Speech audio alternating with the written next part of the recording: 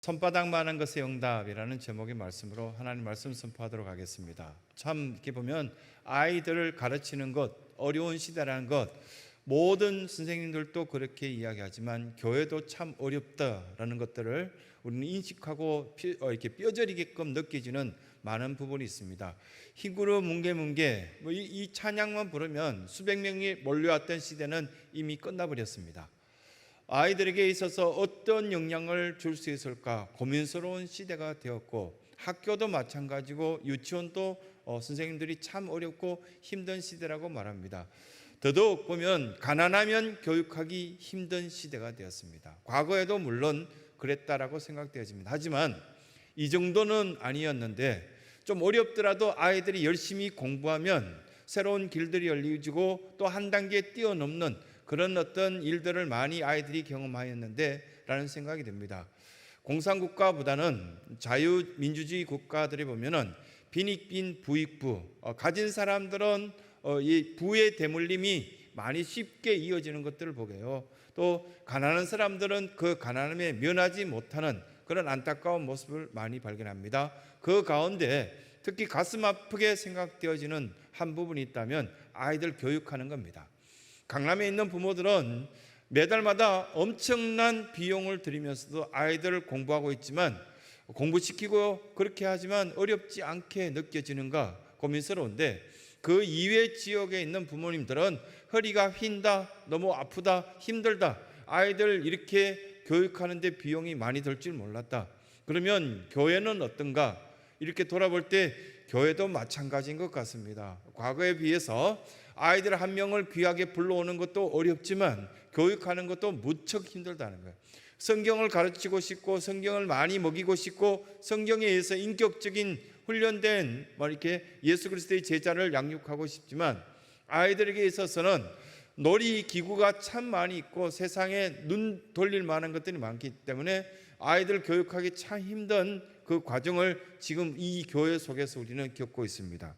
그런데 이 빈민촌에서 아이들을 정말 제대로 가르치고 싶어서 학교를 세우고 싶었던 한 여인이 있었습니다. 마르다 벨이라는 이 여인은 오래전에 보면 미국에서 빈민촌에서 하루 종일 놀고 있는 그 아이들이 제대로 교육받으면 여기서 벗어날 수 있는 가능성이 있는데 라는 생각을 갖고 하루는 작심하여서 한 사람을 찾아갑니다. 이 사람의 기록은 우리가 쉽게 여기저기 흩어져 있는 내용들을 잘 살펴볼 수 있고 알 수 있습니다. 누구를 찾아갔냐 하면 헨리 포드, 이 포드라는 회장님을 찾아가서, 사실 한 여인이 갑자기 포드 회장님을 만나고 싶습니다 해서 쉽게 만나줄 수 있는 그런 여건은 아니죠. 에글보크라에서 결국은 포드 회장님을 만납니다. 포드 회장님을 만나서 빈민촌에 있는 아이들 내가 가르치고 싶은데 좀 도와주시면 좋겠다, 학교를 짓고 싶다, 그렇게 말하자 숙소를 짓고요, 아주 비웃는 듯이 웃으면서 $1를 손에 딱 지켜주고 그냥 휙 사라져버린 겁니다. 회장실로 접근할 수도 없고 만날 수도 없어서 정말 마음이 안타까웠지만, 이 마르다 벨이라는 이 여인은 그냥 그 $1를 귀하게 지고 돌아옵니다. 그 $1 같으면 저와 여러분들 어떻게 생각되어지는가?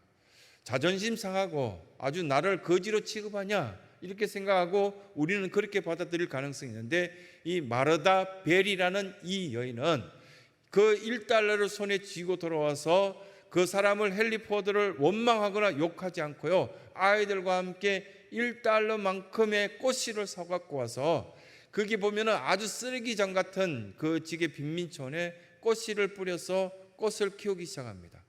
꽃이 자라나자 아이들과 함께, 자기 주변에 있는 아이들과 함께 꽃을 잘라서 팔기 시작합니다.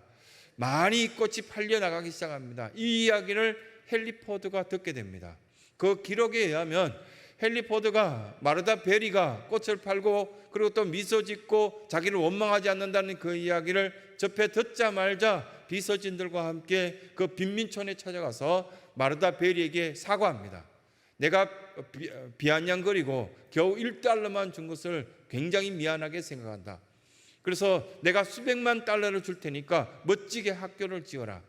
작은 손 안에 들어왔던 1달러를 우습게 생각하고 비아냥거리고 또 가슴에 굉장히 사무치는 원한 관계를 맺었다면 아마도 이런 어떤 역사는 없었을 것이다. 마르다 베리가 고백한 교육학적인 어떤 내용 속에 있는 그런 내용입니다. 결국은 그 빈민촌에서 멋진 학교를 짓고 베리스쿨이라는 이야기를 지금 또 이렇게 그 지역에는 있다라는 이야기를 목회자를 통해서 제가 전해드린 적이 있습니다. 야, 멋지다. 만약에 엘리야가 하늘에 떠오르는 손바닥만한 구름을 바라보고 내 손 안에 겨우 1달러야 이런 생각을 했다면 이런 기적이 있었을까? 아마도 우리 사랑하는 성도들에게는 이런 기대감이 다 필요하지 않을까라는 말씀을 오늘 이 예배 시간 가운데 주님께서 직접 말씀하신 것을 우리는 영적인 귀를 열어서 들을 수 있는 귀한 은혜가 있길 간절히 소원합니다. 손바닥만한 구름이 떠올랐을 때 하나님은 나의 마음을 시원케 하시고 나의 기도를 응답해 주실 것이다 라는 확신을 가지라, 그 말씀을 우리에게 가르쳐 주시는 겁니다. 역사가들은 최근에 우크라이나 사태, 우리 한국 사람들의 어려움, 이런 모든 것들을 바라보면서 몇몇의 역사가들이 이 일로 통하여서 2000년 전부터 시작해서 지금까지 역사가 계속 마치 노트에 있는 스프링처럼 이렇게 빙글빙글 돌아가는데, 그러나 이건 망하지도 않고 점점 더 좋아질 것이다, 오히려 그렇게 선포한 역사가들이 많이 있습니다. 네 가지를 그들이 이야기를 했더라고요. 그 네 가지 가운데 그 첫 번째가 우크라이나나 한국이나 여러 지역에 파괴되는 것처럼 보이지만 오히려 그 파괴된 것 속에 하나님은 능력의 손길로 역사하신다는 것을 우리는 볼 수 있어야 된다. 그분들이 그렇게 이야기하시더라고요. 예를 들어서 이렇게 볼 수 있습니다. 히로시마에 원자폭탄이 터졌을 때 전 세계뿐만 아니라 일본 지역에 있는 많은 사람들이 뭐라고 이야기했습니까? 다시 불가능하다, 일어설 수 없다, 완전 잿더미가 됐기 때문에 불가능하다 이야기했지 않습니까? 그런데 혹시나 기회가 된다면 여행지를 삼아서 그곳에 가보면 아름다운 기념관이 있고요, 공원이 멋지게 조성되어 있고요, 주변에 있는 여러 가지 것들을 보면 엄청나게 발달되었는데, 오히려 이런 어려움을 모든 사람들이 마음을 하나로 뭉쳐서 최선을 다해서 다듬고 만들었더니 멋지게 되었다라는 이야기들을 그들은 하고 있습니다. 한국 땅에도 우리가 살고 있는 지역, 우리가 있는 이 교회 속에, 우리가 살고 있는 그 가정 속에 조그마한 이 여러 가지 하나님의 그 손길이 느껴지는 그 순간 우리는 가꾸고 다시금 이 파괴 속에서도 하나님의 능력은 나타날 것이라고 믿었을 때 큰 기적의 은혜를 경험할 수 있다라는 말씀을 이 역사가들은 정언하고 있고 가르쳐주고 있다는 사실입니다. 두 번째, 그들은 이렇게 이야기합니다. 하나님의 맷돌은 점점 더 천천히 돌아가는 것 같지만 멈추지 않고 계속 돌아가고 있다고. 그 속에 우리의 마음이 굵고 아주 거칠어서 잘게 부서져야 될 것들은 잘게 부서져서 고운 가루처럼, 마치 레위기서에 나오는 번제, 소제, 화목제, 속건제, 속제제 그 이야기를 할 때 고운 가루를 드리라 이렇게 말씀하거든요. 그런데 고운 가루가 여러 가지 곡물이 다 모였을 때 잘게 부서서 내 모양, 나의 성격, 나의 태도, 나의 어떤 모양들이 다 없어진 그 상태 속에서 하나님 앞에 드려질 수 있다, 이 말씀하시는 거거든요. 이 예배실에 들어올 때 나의 성격이나 나의 직분이나 그거 다 갈아 없어져야 되거든요. 그랬을 때 진정한 나의 새로운 어떤 보너게인 된 새로운 탄생이 되는 그 모습들이 하나님 앞에 예배의 자의 어떤 자세로 드려진다. 그것이 손바닥만한 하나님의 응답이 시작되었을 때 기적을 우리는 경험하게 될 것이다. 여기 역사가들이 이야기하는 두 번째 예가입니다. 세 번째는 꿀벌들이 꽃에 앉아서 꿀을 따서 이렇게 그 꽃 속에 있는 여러 가지 꿀을 따서 옮겨 있는 것 같지만 아주 그들은 아직 보면 강탈해 가는 것 같지만 오히려 꿀벌들 때문에 꽃들이 수중되어서 또 다른 어떤 열매를 맺게 만들고 다음 해를 기대할 수 있는 여러 모양의 아름다운 모양이 있다라는 것을 역사가들은 이야기하고 있습니다. 네 번째는 보면은 세상이 점점 캄캄해질수록 작은 불빛, 별빛들은 더 밝아진다. 우크라이나 사태, 또 경제적인 문제, 이렇게 보면 뉴스는 꼭 나쁜 이야기만 그 나쁘게 우리가 생각하는 1위부터 시작해서 정치인들, 못된 정치인들 이야기한 것들을, 그래서 우리의 마음을 자꾸 찌그러지게 만듭니다. 우리는 그래서 성경을 봐야 될 것 같습니다. 성경을 보면 암흑이 점점 찾아올수록 우리에게는 소망을 이야기하고 손바닥만한 그 응답하심이 우리에게는 희망을 준다는 말씀을 우리에게 가르쳐주고 있는 것을 보게 됩니다. 엘리야는 어땠을까? 쉽지 않았을 것이다 생각되어집니다. 볼프의 가곡을 이렇게 들어보면, 그 이탈리아 말로 이렇게 가곡을 들어보면 전혀 알 수 없어요. 근데 그 가곡 아래쪽에 보면 곡이 흘러가고 해석하여서 한국말로 쭉 흘러가는 내용이 나옵니다. 큰 바위가 아름다운 것이 아니라 큰 바위보다는 조그마한 보석이 훨씬 더 아름답다. 뭐 그런 어떤 가사가 쭉 흘러가는 것을 보면서 가곡이 드디어 이해되어지면서 이 휴고 볼프가 왜 이 곡을 만들고 사람들에게 희망을 노래했을까라는 것을 조금 이해하게 되었습니다. 그 가운데 곡명이 보면 아무리 작은 것일지라도, 참 멋있더라고요. 우리들에게 작은 아이를 이렇게 바라보면서 훨씬 더 큰 어른보다는 아이가 또 훨씬 더 예쁘다라는 느낌을 받지 않습니까? 지난주에 유아유치부에서 성경학교를 하는데 참으로 해마다 뭐 이렇게 수십 명 몰려오다가 이제 급감했습니다. 마음이 아프고 참으로 이렇게 그 마음에 두려운 어떤 마음도 생기고 간절한 마음도 있었습니다. 아이들이 많이 왔으면 좋겠다. 그런데 한두 명이 왔더라도 그 조그마한 아기들이 선생님에 따라서 노래하려고 하고 뒤뚱거리면서 율동하려고 하는 그 모양이 참 예뻤습니다.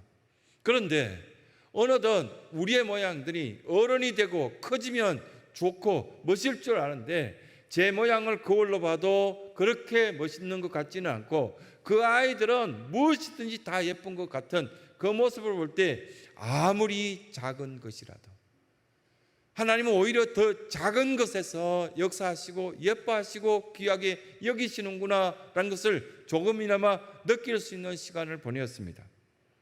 작은 것을 무시하지 말라, 이런 말씀을 주시는 것 같고, 혹시 내 속에 반짝거리는 조그마한 것이 발견되어진다면 이것이 하나님의 역사구나, 하나님은 이것으로 통해서 새롭게 시작하게끔 만드시는구나, 그것을 느끼라고 그렇게 말씀하신 것을 깨닫게 됩니다. 3년 6개월 비 오지 않았습니다. 케냐나 이런 지역에 벌써 2년째 비 오지 않으니까요, 지금 광고에 나오는 유니세프나 이런 데서 광고하는 것보다 훨씬 더 심하답니다. 선교사님들이 이야기하는 이야기를 들어보면 그냥 듣고 싶지 않을 만큼 비참합니다. 길거리에 가다가 자기 동네에 금방 봤던 짐승이 앞에 이렇게 걸어가다가 툭 쓰러져서 이제 못 일어나고 죽는답니다. 그러면 사람은 어떨까? 아이들은 지금 유니세프에서 이렇게 매달마다 이렇게 후원해 주세요 하는 그 방송보다 더 비참하답니다. 아침마다 일어나서 오늘은 어디 가서 물을 구할까, 그렇게 한답니다. 3년 6개월 동안 비 오지 않았다. 이거는 우리가 상상할 수 없는 엄청난 재앙입니다. 그런데 손바닥만한 구름이 하늘에 떠올랐습니다. 그래서 엘리야는 거기에 기대를 걸고 하나님께서 드디어 나의 기도를 듣고 역사하시는구나 라는 것을 고백하는 장면이 오늘 본문 전체의 내용이라 할 수 있습니다. 지난주에는 솔로몬은 벌떡 일어나서 두 손을 하늘 향하여서 기도하기 시작했고요, 오늘은 말씀 가운데 보면 엘리야가 무릎을 꿇고 그 무릎 사이에 머리를 쳐박고 기도하기 시작합니다. 얼마나 간절했을까라는 것을 조금이나마 느낄 수 있는 기도의 자세입니다. 그러면서 우리에게 첫 번째 이런 교훈을 주십니다. 작은 것에서부터 시작한다. 나의 이 작은 마음의 결단이 이제 이 예배의 자리 속에서 예배스러운 어떤 예배를 드리고 내가 감동을 받고 또 그 이 작은 감동 속에서 또 다른 어떤 168시간 한 주를 굉장히 기쁘게 생활할 수 있는 원동력이 된다, 그 말씀하시는 것을 보게 되는 것이죠.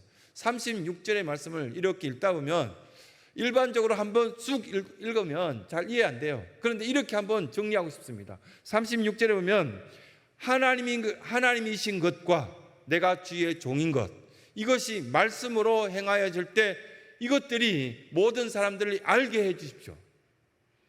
대체로 보면 하나님이 지금 이 자리에 임재하고 있다는 거 모르잖아요. 내가 주의 종이라는 거 잊어버렸잖아요. 말씀이 들려졌을 때, 그것들이 말씀이 이루어졌을 때 비로소 우리가 알게 되고 깨닫게 되는 것이, 이게 하나님이 손바닥만한 은혜를 나에게 주셨구나. 또 그 손바닥만한 것들이 나에게 임재하니까 내가 주님의 종이라는 것들이 깊이 있게 깨달아지는구나. 이 말씀을 첫 번째 하시면서 작은 것들이 이제 드디어 시작되었을 때 그 작은 것으로 통하여서 큰 역사와 큰 은혜의 응답을 우리는 받게 된다. 이 말씀하시는 것을 보게 됩니다.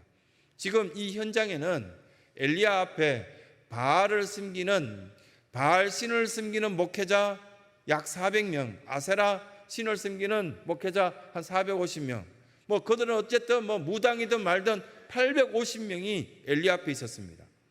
이 850명은 뭐라고 이야기했냐면, 만약에 너가 혼자서 불러서 하나님이 임재하지 않으면 우리가 너를 죽이겠다. 그 장면이거든요.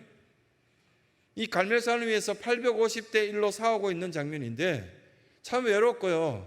성경 여기저기를 유추해서 다 끼워 맞추면 엘리야는 외모가 그렇게 멋진 사람 아니었습니다. 엘리사는 외모가 멋지지 않아서 그 마을에 있는 애들이 지나가면서 엘리야를 막 욕해서 엘리사가 굉장히 격분해서 저주하는 장면이 열왕기하서 2장부터 시작해서 나오는 장면이 있거든요. 근데 엘리야는 그 외모가 멋있었냐? 그렇지 않았습니다.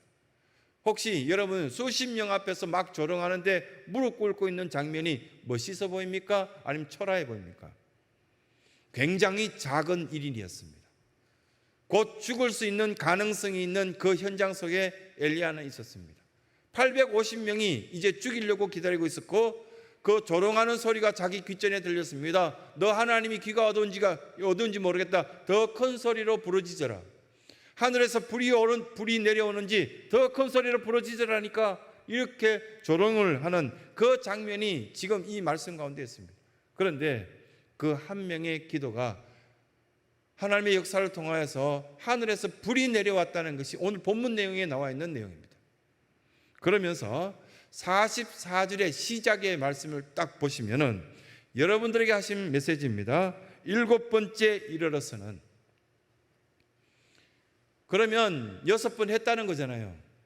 사환이 엘리야의 심부름을 듣고 저 위에까지 올라가서 저 바다 위에서 뭐가 떠오르는지 한번 보라 했더니 막 뛰어가서 봤는데, 첫 번째 가서 엘리야여 가서 봤는데 아무것도 없던데요. 또 가봐 그랬더니 또 뛰어가서 또 올라가 봤더니 숨차게 너무 어렵게도 그 꼭대기까지 올라가서 봤는데 아무것도 없었습니다. 6번 했습니다. 그럼 포기해야 되지 않습니까? 지금의 우리 주변에 있는 우리 자식들에게, 주변에 나를 도와준 사람에게 7번 이렇게 해보신 적 있습니까? 한 2-3번 해보고 그만하라고 이야기할 겁니다. 아무리 친한 친구도 너 정신이 온전치 않은 것 같으니까 그만했으면 좋겠다, 이렇게 말씀을 우리에게 전할 수도 있겠죠. 그런데 나만 장군이나요, 또 여리고 성을 무너뜨릴 때 여호수아와 그의 주변의 사람들의 모습을 보면 하나님께서 7번 하라 그러면 그냥 7번 했습니다. 나만 장군이 요단강에 들어가서 한 번 몸을 담그고 2번 몸을 담그고 이렇게 생각하기 시작합니다. 우리 동네는 이 강보다 훨씬 더 크고 좋은 강이 있는데 하필 나를 불러서 이 요단강에 몸을 7번 담그라니 기분 나쁘다. 성경을 자세히 읽어보다 보면은 나만 장군이 굉장히 번민스럽고 여기서 중단할까라는 생각을 가지는 그런 내용들이 쭉 열거되어 있습니다. 그런데 그냥 있는 말씀 그대로 단순하게 심플하게 주어진 말씀이 있다면 그대로 합니다. 그랬더니 기적이 나타났습니다. 7번 딱 들어갔다 나왔더니 몸이 아이들의 피부처럼 깨끗해졌다라고 그렇게 나와 있죠. 여리고성, 여러분 성이 크기가 얼마나인지 정확히는 알 수 없습니다.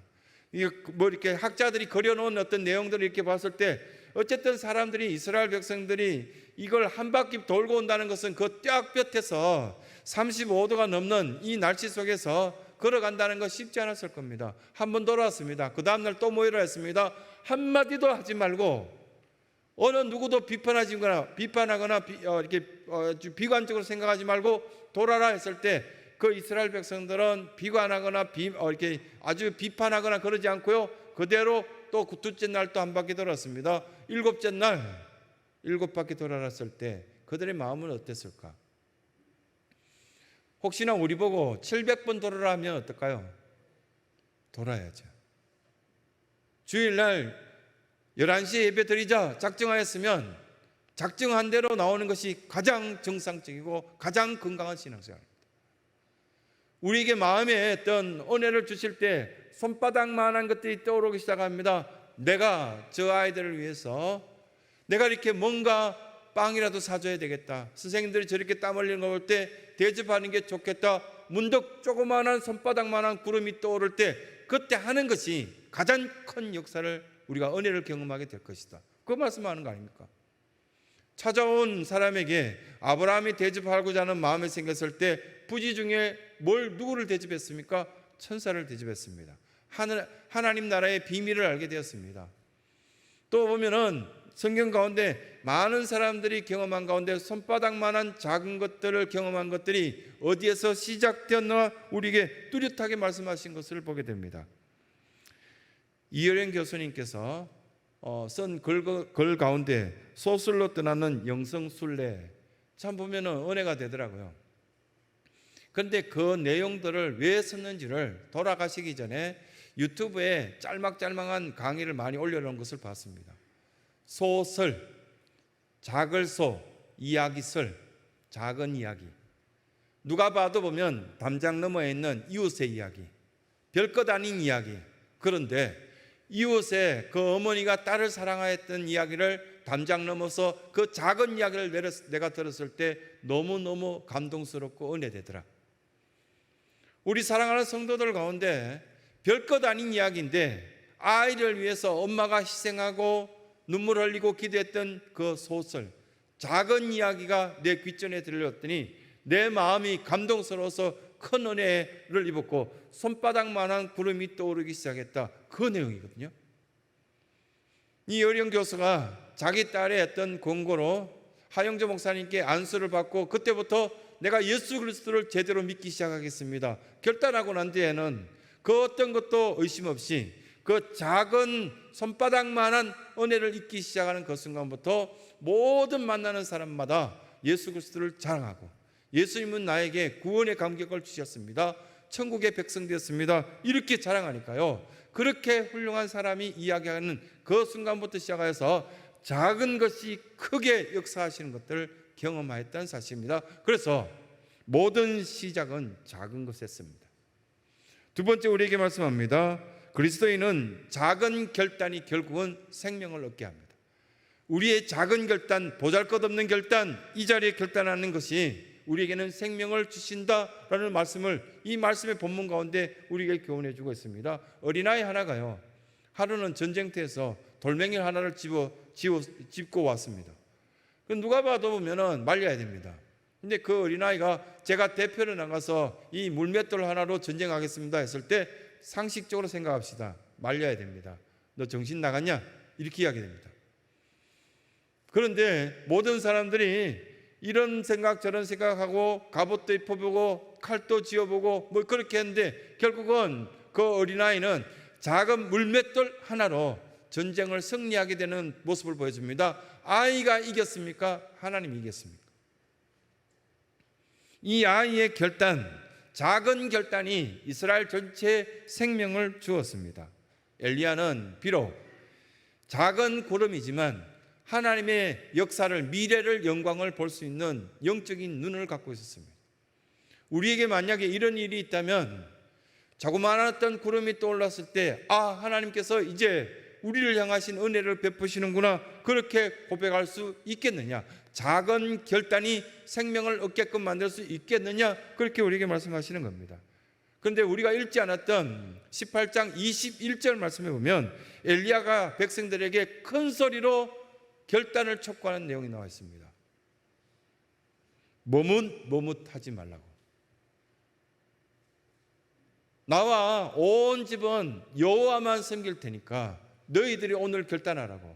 바알이든지 다른 우상이든지. 그런데 나는 오직 하나님만 섬기기로 나는 결단한다. 이런 어떤 표현들이 18장 21절이 나옵니다. 그런데 또 어디에 나올까요? 여호수아서 24장 15절에 나오죠. 여호수아 24장 15절에 보면 너희들의 오늘을 택하라. 나와 온 집은 여호와만 섬기기로 작정한다고. 요사의 고백이나 엘리야의 고백이나 여러분들의 고백이나 동일한 어떤 선상에 놓여져 있습니다. 이 작은 결단이 많은 사람들의 생명을 살릴 수 있는 복된 은혜의 결단이라 그렇게 말씀합니다. 선택이라는 초이스라는 단어와 또 다른 단어 하나가 있는데 디시전이라는 단어가 있죠.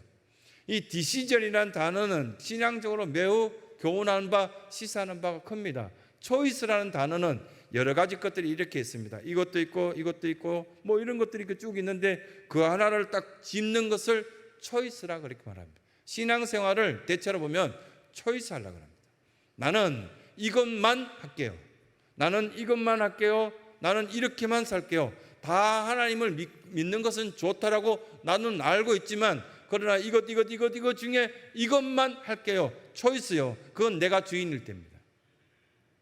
디시전은 어떤 거냐 하면은 다윗이나 여러 어떤 믿음의 대선배들이 엘리야나 또 이 성전 속에 보면은 이제 어르신들이 되어서 은퇴하시고 연로하셨지만 우리들에게 신앙적인 모범을 멋지게 보여주신 분들이 많이 있습니다. 이것도 할 수 있고 이것도 할 수 있고 이것도 할 수 있는데 나는 디시전 결단하겠다. 어떤 결단이냐?